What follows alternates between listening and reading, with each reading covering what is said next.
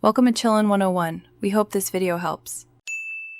You begin by verifying compatibility and gathering credentials.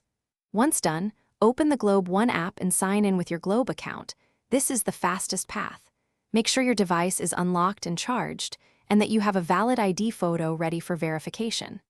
Next, choose the eSIM conversion or replace SIM option in the app. Complete the online form and select whether you want data bundles. Submit payment or choose a free conversion if eligible. Then wait for the confirmation reference number.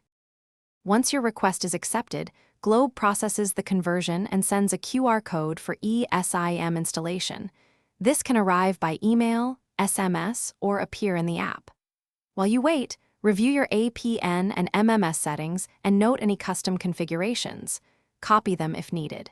If you purchased a data plan, ensure it shows in the order summary. Make sure to keep the physical SIM active until you scan the QR and the eSIM shows as provisioned.